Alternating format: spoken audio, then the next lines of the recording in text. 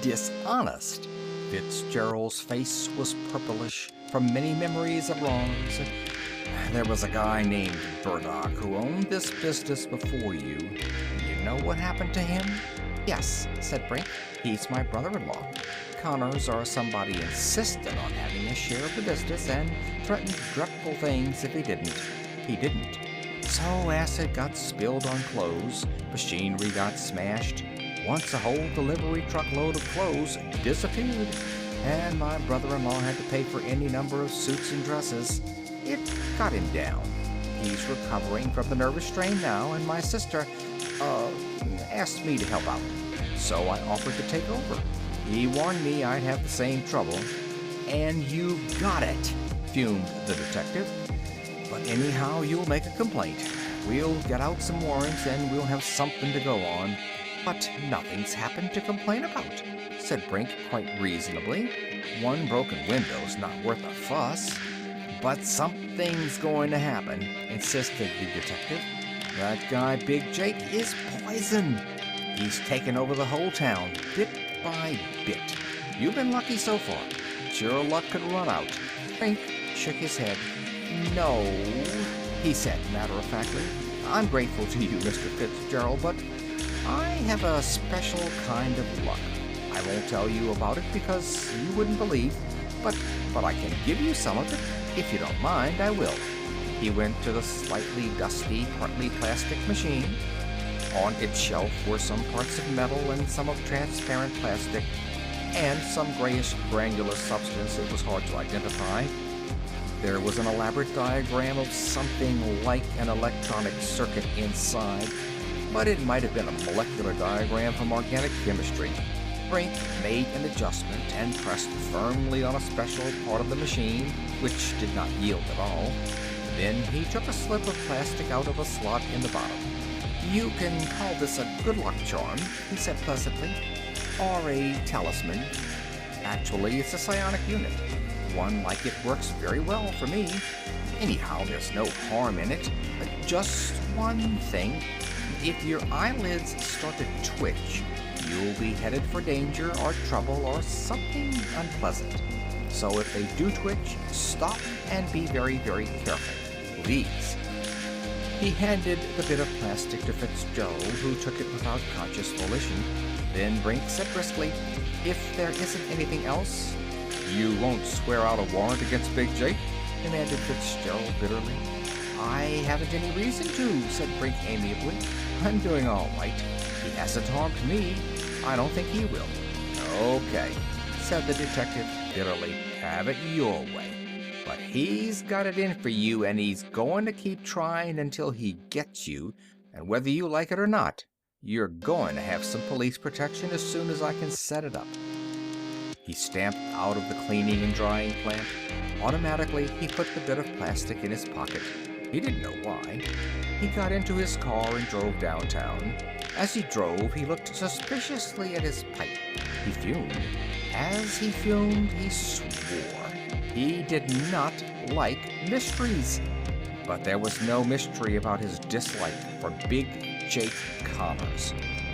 He turned aside from the direct route to headquarters to indulge it. He drove to a hospital where 4 out-of-town hoods had been carried 2 days before. He marched inside and up to a second-floor corridor door with a uniformed policeman seated outside it. Donnelly," he growled. "How about those guys?" "Not so good," said the patrolman. "They're getting better." "They would," growled Fitzgerald. "A lawyer's been up to see him twice," said the policeman. "He's coming back after lunch." "He would," grunted the detective. "They went out," said the cop. "I'm not surprised," said Detective Sergeant Fitzgerald. He went into the sick room. There were 4 patients in it, none of them looking exactly like gentle invalids.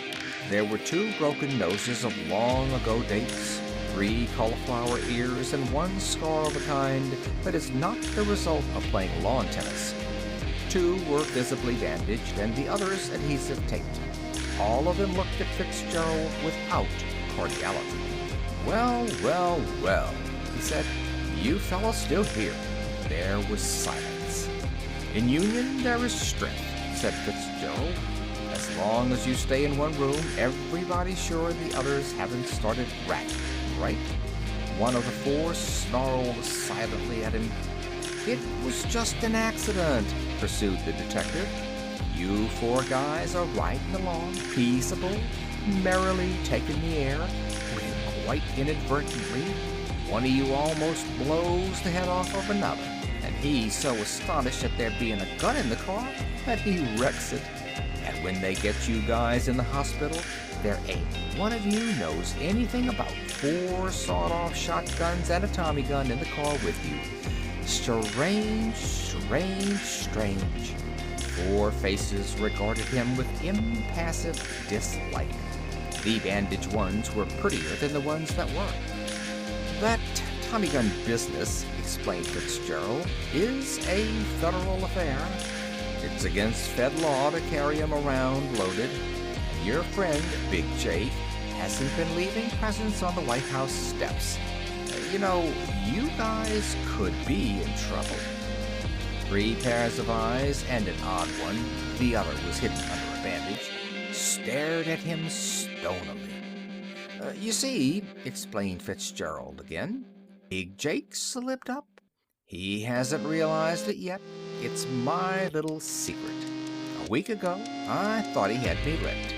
But something happened, and today, I felt like I had to come around and congratulate you fellas. You got a break. You're gonna have free board and lodging for years to come. I wanted to be the first to tell you. He beamed at them and then went out. Outside, his expression changed.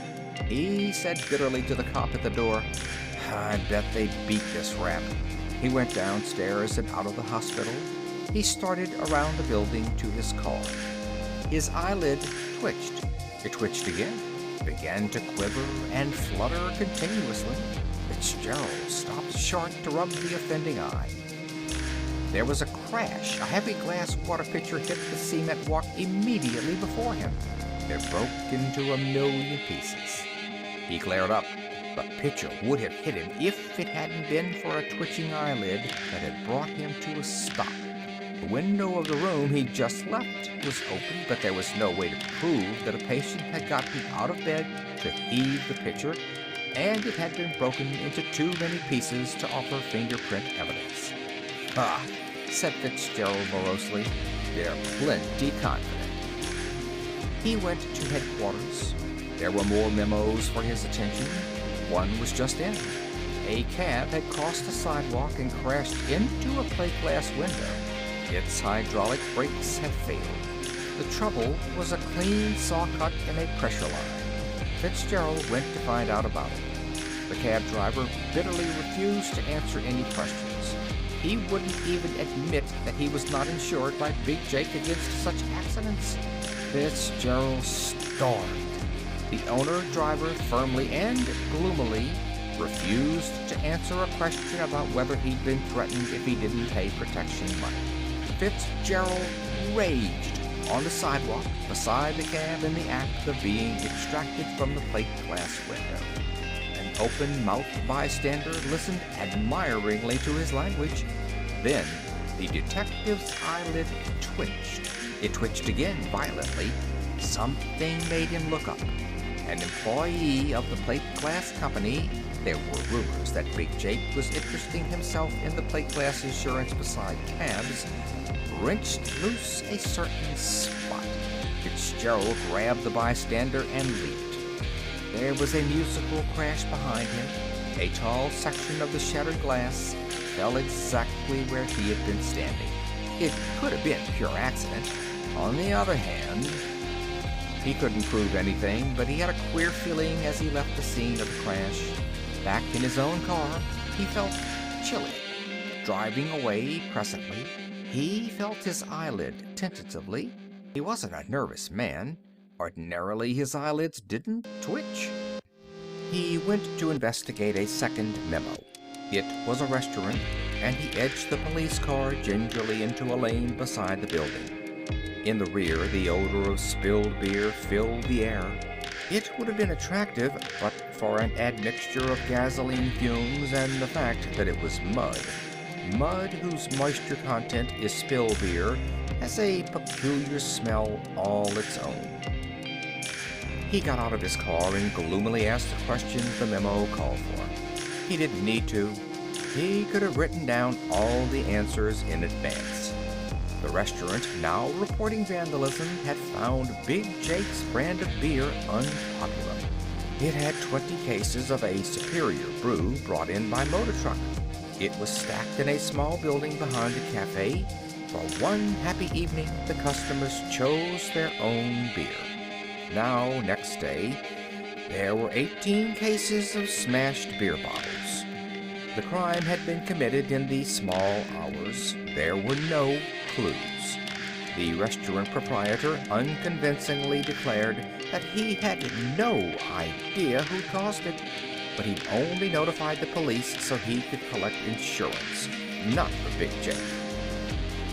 With a sort of morbid, frustrated gloom, Detective Sergeant Fitzgerald made the necessary notes. He put his notebook in his pocket and backed his car out of the alley. Oddly enough, he thought of a beautifully carved meerschaum pipe he found with the milk that morning. He presented it to an orphanage mainly because, irrationally, he'd have liked to keep it. There had been other expensive gifts he'd have liked to keep. Bourbon, a set of expensive dry flies, an 8mm movie camera, scotch, shiny, smooth silk socks that would have soothed his weary feet. He'd denied himself these gifts because he believed, he knew, that they came from Big Jake, who tactfully won friends and influenced people by making presents and denying it. In business matters, he was stern, because that was the way to collect protection money, but he was subtle with cops. He had their wives on his side. Sergeant Fitzgerald growled in his throat. He'd always wanted a really fine meerschaum pipe. He had one this morning, and he'd had to get rid of it because it came from Big Jake. He felt that Big Jake had robbed him of it. He turned the police car and drove back toward the Elite Cleaners and Dyers establishment. As he drove, he growled. His eyelid had twitched twice, and each time he'd been heading into danger or trouble. The fact was dauntingly coincidental with Brink's comment about giving him a scrap of plastic from the bottom of that crazy machine. These things were on his mind. He couldn't bring himself to plan to mention them, but he needed to talk to Brink again. Brink could testify to threats. He could justify arrests. Sergeant Fitzgerald had a fine conviction that with a chance to apply pressure, he could make some of Big Jake's hoods and collectors talk, and so bust things wide open. He only needed Brink's cooperation. He drove toward the Elite Cleaners and Dyers to put pressure on Brink toward that happy end. But he brooded over his own eyebrow twitchings. When the cleaning establishment came into view, there was a car parked before it. Two men from that car were in the act of entering the Elite plant through the same door the detective had used earlier. He parked his car behind the other.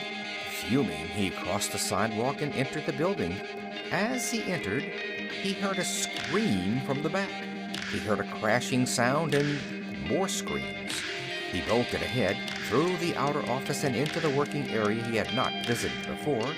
He burst through swinging doors into a 2-story machinery-filled cleaning and dyeing plant. Tables and garment racks and 5 separate people appeared as proper occupants of the place, but something had happened. There was a flood of liquid detergent solution flowing toward the open back doors of the big room. It obviously came from a large carboy which had been smashed as if to draw attention to some urgent matter. The people in the room seemed to have frozen at their work, except that Brink had apparently been interrupted in some supervisory task. He was not working at any machine to clean, dye, dry, or press clothing. He looked at the 2 individuals whom Fitzgerald had seen enter only fractions of a minute earlier. His jaw clenched. and Fitzgerald was close enough behind the bottle breakers to see him take an angry, purposeful step toward them. Then he checked himself, very deliberately, and put his hands in his pockets and watched. After an instant, he even grinned at the two figures who had preceded the detective. They were an impressive pair. They were dressed in well-pressed garments of extravagantly fashionable cut. They wore expensive soft hats tilted to jaunty angles. Even from the rear, Fitzgerald knew that handkerchiefs would show tastefully in the breast pockets of their coats. Their shoes had been polished until they not only shone, but glittered. But by professional instinct, Fitzgerald noted one cauliflower ear, and the barest fraction of a second later, he saw a squat revolver being waved negligently at the screaming women. He reached for his service revolver, and things happened. End of part 2.